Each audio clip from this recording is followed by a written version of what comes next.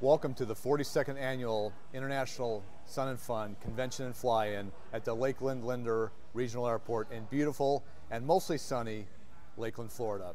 Today I have the pleasure to introduce Benjamin Coleman of Mahindra Aerospace, and we're going to find out a little bit more about what Mahindra Aerospace is doing today in the world of aviation. Benji, it's good to see you. Good to see you, Phil, and thanks for having us here on the set. Well, you're welcome. Well, you know, the first thing I heard about Mahindra, I think of the great farm equipment and tractors, but now I see there's aerospace attached to that. Tell me a little bit about what Mahindra does in the aerospace market. Gladly, Phil.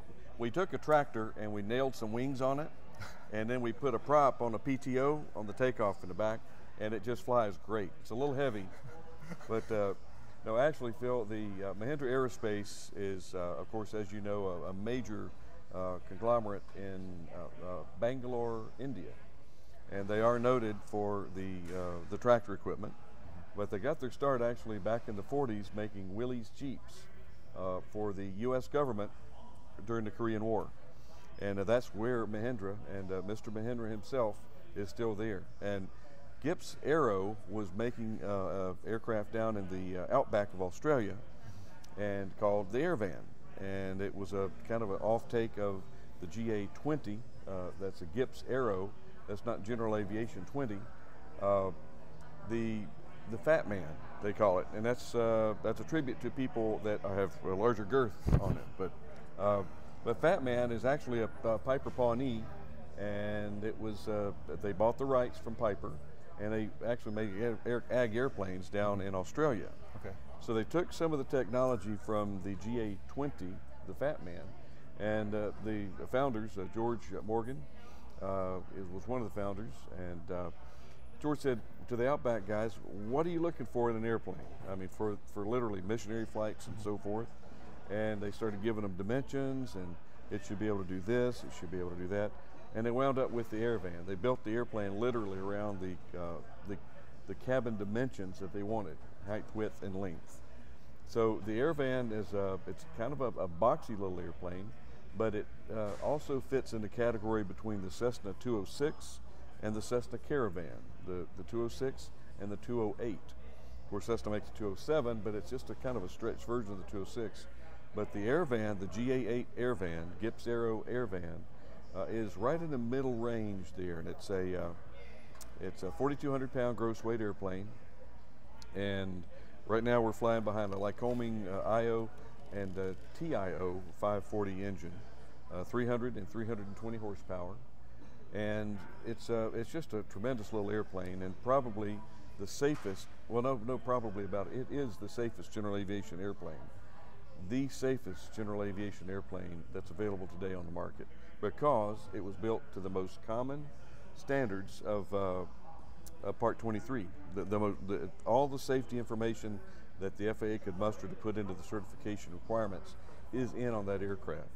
And from crashworthiness, there has not been a fatality, and since 2000, when the aircraft was first developed and put out in the market, there has not been a fatality that has been either airframe or design related. There have been, unfortunately, there was a medical event, one of the folks, and there was unfortunately somebody decided they didn't want to be on this world anymore. And there's not much you can do crashworthiness wise if somebody wants to take themselves out. But also there's an aircraft that actually got involved with some weather and crashed itself into the side of a hill with a full load on. Everybody walked out with nothing more than scratches. And it's just a real testament to the aircraft as far as its safety record. Now you mentioned that it's in line with the Caravan. What's some of the qualities of it as far as range, altitude? Is it recip? Is it turboprop, or what? Can you give us some more specifics on the aircraft and design and so forth? Absolutely, Phil. Right now, the only version is the recip going out. It's a Lycoming TIO or IO 540. And there is a turbine version coming out, soon to be released, probably later this summer or early fall. It's a GA10, a little stretch. It's got a Rolls-Royce 250 engine on it, B17, and the aircraft itself. Help me, Phil. What was that question you asked me? Well, as far as the you said it's coming. You said the Caravan, and I've had a chance to fly a Caravan a number of years. Mm-hmm. As far as the dimensions, what is it mainly? Is it a cargo type of aircraft, a passenger type, or a little bit of both? And the range as well. What are we looking at? Got it. The range, of course, we have almost 90 gallons of fuel on board, and on the aircraft you're burning anywhere from, if you're in a normal aspirated, 14 to 15 gallons an hour pulled back at a cruise, a substantial cruise, to if you're running the turbine or the turbocharged, you're running at about 19, 20 gallons an hour. So you do the math. It's either 4 to 5 hours of flight, and that's about 130 knots true is what you're getting on the airplane. So that's get the range. My range is about 3 hours. Then I got to land, stretch my legs a little bit, and have a little boys' room session. Now, is Mahindra looking at mainly for passengers or for cargo, or a little bit of both, or what? It's both. We have actually passengers, one-way passengers, skydivers. They like to jump out of the airplane. They like to go up, but they don't like to land in it. So, but skydiving, PAX cargo configurations, both. Missionary flights use them. MAF, as here at Sun and Fun today, they have about 45 of these airplanes that they use in their missionary markets around the world. And the PAX side, we have sightseeing aircraft in Hawaii, Mexico, and various other parts of the world for sightseeing. So it's a utility aircraft. Yeah, it sounds very versatile, and just from my experience with missionary flights, they probably go into some unimproved airports and soft fields and very short fields, so it must be dynamically. This airplane will land where you wouldn't want to take your Jeep or your car, trust me, and it's very, very rugged, and it's very high performance. It's a true STOL aircraft. Takeoff at gross weight, you're looking at somewhere between 600 to 700 feet. Landing, you can get it down and stopped inside of 500 feet. So we're not talking about needing a lot of real estate to operate this aircraft. Landing up mountains, taking off down mountains. It's a truly dynamic airplane and a lot of fun to fly. As far as the flying, how is it comparable to some of the other aircraft? Are controls very responsive? I would compare it to about a J3 Cub. Okay. Yeah, it handles like a Cub, actually a Pawnee, because that's where it was. Its foundation, it was derived from a Pawnee. Okay. And the airfoil, it's a modified Clark Y airfoil, so it's very high lift, but the only problem with a high lift airfoil is it's a high drag airfoil. So we're not going to set any speed records with an Airvan, but that's not why it was built. It was built for a mission aircraft, and we have, speaking of mission, intelligence, surveillance, and reconnaissance, ISR platform. It's great for loitering. It can be in the air for right now anywhere from 6, 7, 8 hours. Okay. On station, on target, and we have some sophisticated equipment that goes in on the aircraft on board, and I know a little bit more than I should know about the equipment, so I'm going to stop there because we can read your license plate number from 20,000 feet. But you said 8 hours. I mean, that'd be hard to keep the aircraft straight and level. Is there an autopilot on it, or is it basically hand flying the entire way? There's autopilot. You can hand fly it, and a relief tube. We're all set. Whatever you need, we can come up with any option on the aircraft. And I take it it's fixed gear, correct? It's not strictly fixed, and the gear is so reliable, and you would not believe the torture that the gear will take. But it's simple, and that's the reason. Mm-hmm. As a matter of fact, the nose strut on the aircraft, it is not an oleo strut. There is no, the only fluid in there is to dampen the recoil, but it's got a spring about as long as you are tall. Okay. And what you do is it's a spring. You will never have a nose strut failure due to a loss of air pressure on an air van. Okay. It's just rugged. It's just hard as nails. Now, are we able to see one of them? Are they flying around the U.S. or? Well, we had a. Normally, we're here at Sun and Fun with a display, but we have a terrible, terrible problem. I'll just go ahead and admit it to you. We sold out. All of our demonstrators here in the Americas were sold out, and we thought about, well, maybe we should just have a booth and show pictures and give out brochures.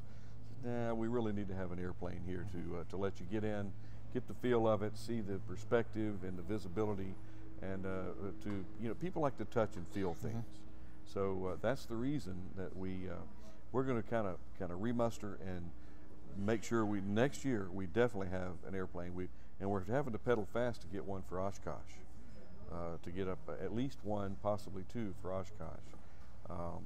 But just you're going to see a lot come out of the design and the factory in beautiful Melbourne, Australia as they say, and and our folks in Bangalore, India. Mahindra Aerospace is a tremendously successful company, and we're just so proud that they came in, and back in, I believe, 2009 is when they acquired Gips Aero, and they've done a tremendous job at putting that aircraft in their utility brand, because they're noted for good vehicles, good rugged tractors, and now they've got a tractor in the sky that they're very, very proud to be part of. And there's things coming down the road. We've been asked many times by customers for an aircraft on floats, and we need on skis. Civil Air Patrol they own 16 air vans that they use for their missions throughout the Americas, and it's a very, very dynamic airplane, and we just need to get more of them out there. There's about 230 roughly out in the field now, and we're just trying to get more of them out there. Now, are they all being made in Australia, or? Strictly Australia at this point is where the factory is, but you never can tell where we're going to either assemble or reassemble the airplanes, because they come over from Australia. Mostly they come over in a container. Okay. We can fly them over and ferry them over, but at 130 knots, that makes that's a long day, or two, or three. But we don't mind taking. They're easy to disassemble and reassemble, and it's a delightful airplane to be around and to work with. What do they think as far as production run? How many a year are they going to make? Right now, we're set up to, we could do at the most, if you really wanted to push it, we could do 36 airplanes. But that's not to say that if we had all these components ready to assemble, we could have an assembly line just about anywhere in the world. And I wouldn't be surprised if you didn't have some air vans coming out of Bangalore, India. It wouldn't surprise me if they came out of Vero Beach, Florida, or Soloy, our friends up in Washington, and in Long Beach, because that's where we bring them into the container. And if you want one, you could buy one, and we could put it together in your backyard, Phil. Yeah, it sounds like a good option. What would be one of the cost factor? What are we looking at as far as just a basic model for somebody, and then one of the more advanced models with the autopilot and the other bells and whistles? Bare bones, and we don't like to talk price, but bare bones, everybody has to have kind of a start figure. It's not every person's Suburban that you're going to have in the backboard, but roughly mid 700 to 800,000, and for the top of the line, probably 900, 950,000. So it's under $1 million, but that doesn't sound like a lot of money, relatively speaking, when you're talking about buying an airplane that will do what this airplane will do. Typically costs a heck of a lot more than $1 million. So it's a very much a bargain and a value for what this aircraft's capabilities are. But again, it's not for every Tom, Dick, and Harry.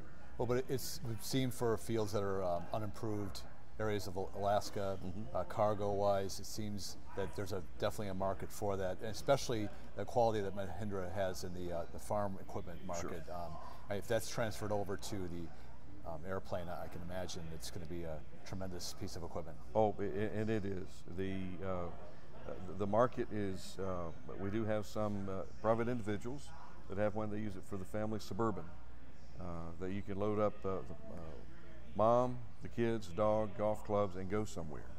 And it's really a comfortable airplane for that, as well as to load up cargo and go and feed some of the outlying nations from wherever you start out with. But it literally the gross weight, it'll haul a lot of equipment. And typically you're talking about 1,300 with full fuel, 1,300 pounds of payload. That's with full fuel. That's amazing. Normally an aircraft manufacturer will give you the useful load without fuel. Well, so Benji, I hate to stop you. They're giving me the time, but it's always a pleasure to work with you. I know you've got a varied background besides Mahindra Aerospace, and the Airvan sounds like a great piece of equipment. Hopefully, we'll be able to see one here soon. In the meantime, go to our website at mahindraaerospace.com, and the internet knows everything. So look it up and come see us and set up a demo flight with our crew here in the Americas. Will be all the contact information on the website. Great, Benjamin. Thank you. I'm Phil McDonald with the Florida Aviation Network, and hope to see you again Sun and Fun soon.